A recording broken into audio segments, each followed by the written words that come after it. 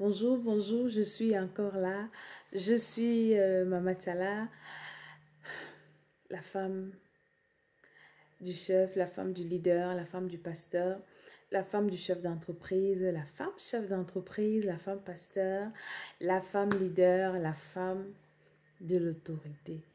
Et je reviens encore ce matin dans ce cadre pour parler à une femme qui a un pouvoir de décision d'une manière ou d'une autre. Que tu sois une autorité toi-même ou bien que tu sois une femme d'une autorité, tu as un pouvoir de décision.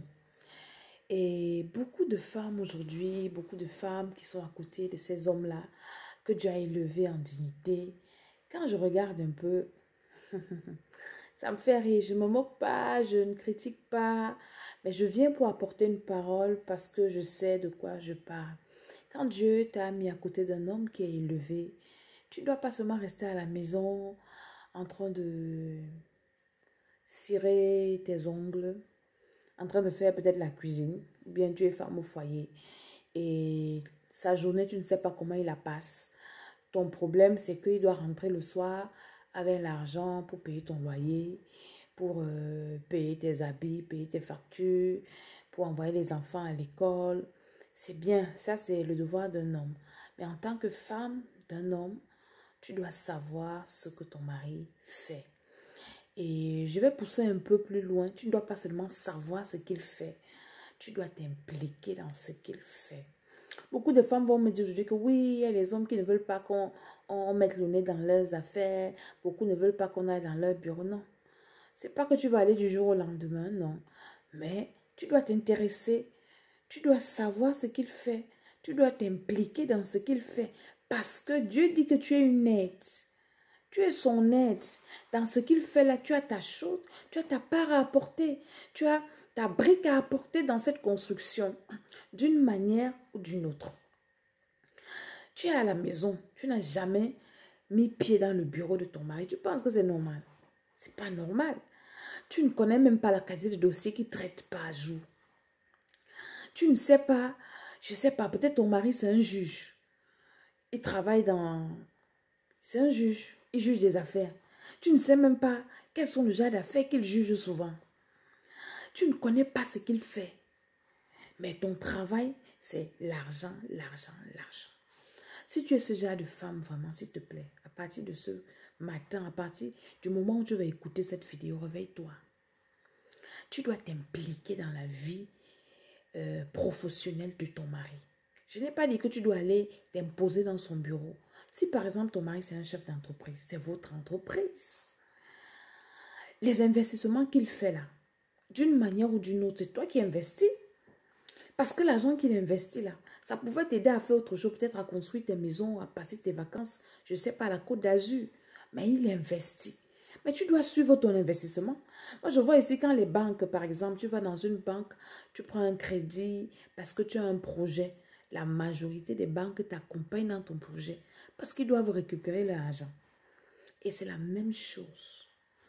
Tu dois t'investir. Si vous avez une entreprise, tu dois savoir comment ça fonctionne.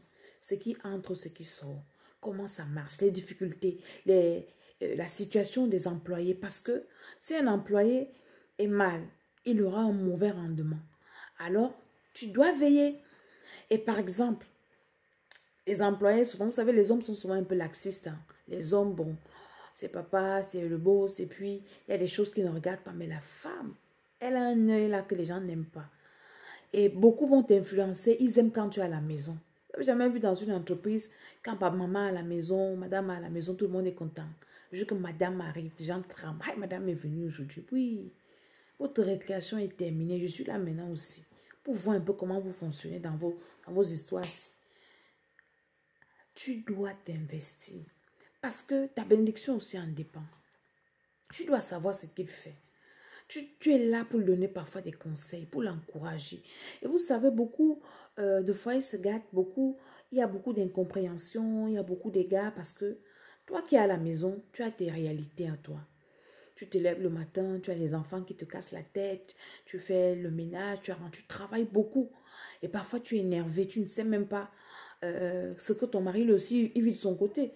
Tu parles, ah oui, tu m'as abandonné avec tes enfants ici, je dois pour te faire manger et tout. Tu prends soin de la maison à ton niveau et c'est bien. Maintenant, quand lui aussi rentre le soir, lui aussi, il a passé une journée fatiguée. Tu ne sais pas comment est-ce que la journée a été. Les gens qui l'ont cassé la tête, les dossiers qui étaient difficiles, des choses qu'il n'a pas pu accomplir, réaliser, des dossiers qu'il n'a pas pu boucler. Maintenant, il revient avec ses stress de la journée. Toi, tu as les tiens. Et maintenant, quand vous vous retrouvez, ça devient autre chose. Ah oui, les enfants aujourd'hui m'ont fatigué. Oh oui, j'ai passé le temps à crier sur eux, ils sont têtus et tout. Maintenant, le monsieur dit, ah madame, laisse-moi un peu avec tes histoires. Tu vas penser qu'il ne s'intéresse pas à ce que tu fais.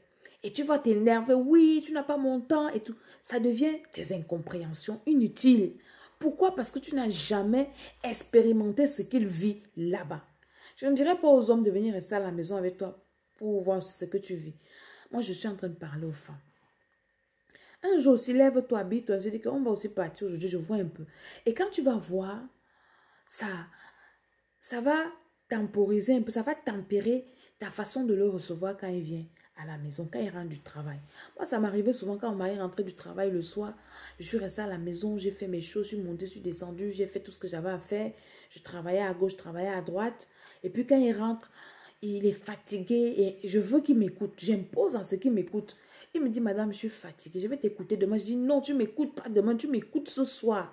Et je commence avec des crises de colère. Mais c'est quand j'ai commencé à aller aussi avec lui, à voir comment ces journées étaient surchargées, ces journées étaient fatigantes. Oh, quand il rentre, je le comprends, même si moi-même n'a pas été difficile, je comprends un peu ce qu'il a traversé, ce qu'il a subi. Pourquoi? Parce que j'ai commencé à m'impliquer dans ce qu'il fait, d'une manière ou d'une autre. Ça va t'éviter beaucoup de problèmes. Ça va t'éviter beaucoup de stress. Ton mari est quoi? Je ne sais pas, ministre.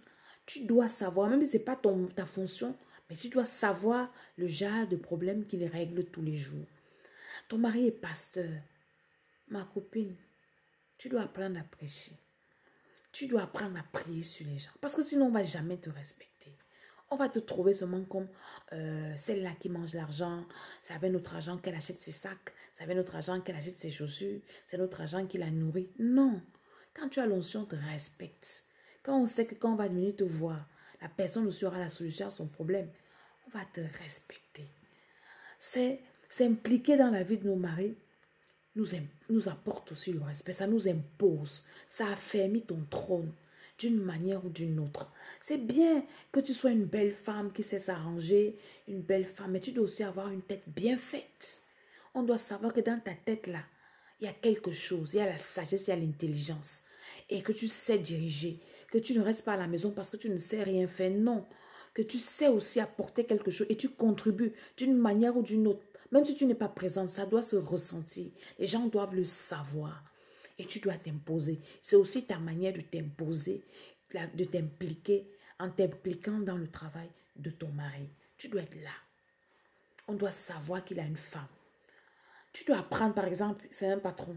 Tu dois apprendre au moins à saisir les textes, à saisir les lettres. Il y a des dossiers, il y a des jours, tu arrives comme ça dans le bureau.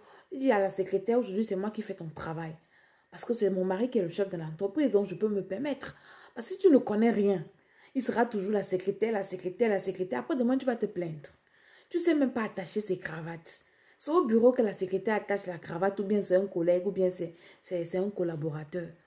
Moi, j'attache toutes les cravates de mon mari. Oui, oui, j'ai appris à faire le nœud de la cravate. Tu dois apprendre, tu dois te former, tu dois t'instruire. Oui, il faut que tu sois utile. Il faut que tu... C'est-à-dire que quand il arrive quelque part, il faut que tu saches aussi tenir des conversations. Quand il va arriver avec ses collègues, vous allez dans un dîner d'affaires. Et ils vont parler des dossiers, des dossiers. Là, tu seras là en train de te casser les doigts. Tu ne sais rien. Tu serais comme une dame hébétée et tout ça là. Mais non.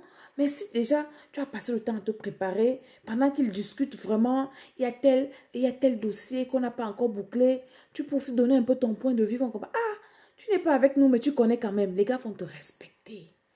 Ils vont te respecter. Tu peux arriver à l'entreprise. Tu trouves qu'il y a un employé qui est mal. Parfois, les hommes n'ont pas souvent ce regard. Et c'est les beaux aussi. Ils regardent juste superficiellement. Mais la femme a un regard d'abord de mère. Elle regarde, mais pourquoi tu es malade? Il y a quoi? Oui, à la maison, ça ne va pas et tout. Parce que tu sais que si ça ne va pas dans sa vie, il ne peut pas t'apporter un bon rendement pour ta société. Alors, il faut que ça aille. Donc, il y a des petites choses comme ça que de temps en temps, tu dois mettre en ordre. Dans la Bible, il y a ce monsieur-là qu'on appelait Nabal. Ce monsieur, c'était un riche, il était bien, mais il avait une femme sage. La femme n'était pas dans ses affaires, elle était à la maison, mais elle veillait. Tous les employés étaient ces gens. Quand Nabal a mal pris, il a mal parlé à David, ce sont les employés qui sont allés la voir. Hé, la mère, c'est chaud ce que le père a fait aujourd'hui. Je ne dis pas que tu vas mettre les espions derrière ton mari. C'est pas ce que je suis en train de dire. Mais on est venu voir Abigail parce que Abigail savait manager ces gens. Et Abigail a tout préparé. Elle allait voir David pour lui dire, écoute, ne regarde pas ce que mon mari a fait. Prends ceci, prends cela. Tu es là pour arranger. Là où l'homme ne regarde pas, là où il néglige, toi tu es là pour arranger. Tu es là pour adoucir, pour amortir les chocs. Quand les gens sont choqués, tu les encourages. Et tu vas voir que demain ou après-demain, on parlera de cet homme, on parlera aussi de toi. Et dans le monde, on dit derrière un grand homme, il y a une grande femme. Moi, je dirais à côté. Parce que Dieu n'a pas pris la femme derrière, il a pris la femme à côté. Et il t'a mis à côté. La Bible parle de la femme sage dans Proverbe 31. C'est une femme qui se lève tôt le matin. Elle prépare tout dans sa maison. La Bible dit qu'elle donne le travail à ses servantes. Donc, elle en a. Mais c'est une grande femme. C'est la femme d'une autorité. Elle dit qu'elle fait du bien à son mari tous les jours de sa vie. Ah, j'ai médité ça, j'ai compris. Et nous, les femmes, on est seulement là, oui, ne me fais pas ci, ne me fais pas ça. Mais la Bible nous recommande de faire du bien à nos maris tous les jours de leur vie. Et la Bible va jusqu'à dire que son mari est considéré aux portes à cause d'elle. Eh, la femme du leader, ton mari doit être considéré à cause de toi. Mais est-ce que c'est à la maison? De temps en temps, tu dois sortir pour voir un peu ce qui se passe dehors. Et tu vas voir avec le Seigneur, parce qu'il te faut le Seigneur Jésus-Christ. Il faut que tu naisses de nouveau. Tu peux avoir la sagesse du monde, tu peux être belle physiquement, c'est bien. Mais la Bible dit que la beauté est vaine, la gloire est trompeuse, la grâce est trompeuse. Mais la femme qui craint l'Éternel est celle-là qui sera louée. Tu as besoin d'avoir la crainte de l'Éternel. C'est ça l'avantage concurrentiel dont tu en as besoin. Si tu crains l'Éternel, tu as le Saint-Esprit. Le Saint-Esprit va te révéler des petites choses et tu sauras mettre tout ensemble pour avoir une vie agréable et être une femme de leader, une femme de pasteur qui va marquer son temps, qui va marquer son entreprise, qui va marquer sa génération, qui va marquer son église.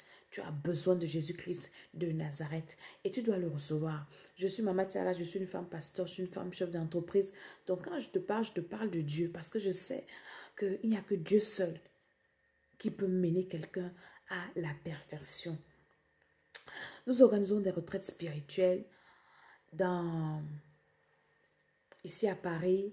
Et la prochaine retraite, c'est pas seulement spirituel. Spirituel, c'est juste un mot, mais ce sont des retraites complètes où on vous parlera également de ça. Comment est-ce que vous pouvez gérer si vous êtes la femme d'une autorité, d'un pasteur, vous avez une entreprise. Comment est-ce que vous pouvez gérer, diriger, créer une entreprise. Nous sommes là pour ça. Abonnez-vous à notre chaîne YouTube Temple des Nations. La retraite, c'est du 26 au 28 octobre 2018 à Paris. Je vous mettrai des contacts. Au Cameroun, du 28 au 30 décembre, nous avons une méga retraite spirituelle. Toujours, nous traitons tous ces problèmes dans ce cadre, corps, âme, esprit et spirituel en même temps, physique, financière, entreprise et tout. En janvier, je suis au Cameroun pour faire une grande conférence avec les femmes chefs d'entreprise, les femmes des chefs d'entreprise, les femmes leaders, les femmes des leaders, les femmes des pasteurs, les femmes des autorités. Et cette conférence sera à l'hôtel Hilton. Je vous communiquerai les dates exactes et le programme exact dans les prochains jours et dans les prochaines vidéos. Retiens ceci, en gros, femme de leader, tu dois t'impliquer dans la vie professionnelle de ton mari. En dehors de ton travail que tu fais à la maison, tu prends soin de tout et tout. Mais qu'est-ce qu'il fait, son travail? Et tu dois trouver quelque chose à apporter. Il faut que tu apportes quelque chose. Et ça sera une semence. La Bible dit que la loi de la semence et la récolte, c'est une loi qui marche. Tant que tu ne sèmes pas dans sa vie, et que peut-être c'est une autre femme qui sème, ou bien ce sont ses collaborateurs qui sont toujours en train de lui apporter un conseil qu'il faut. Un jour, il saura bien se passer de toi. Je bénis ta journée. Je t'aime, je vous aime, je vous bénis. Et je dis, partagez cette vidéo. Si tu connais une femme de pasteur, tu connais une femme de leader, une femme chef d'entreprise, envoie-lui cette vidéo. Et je sais que le Seigneur fera le reste dans le nom de Jésus-Christ. À bientôt, à une prochaine vidéo.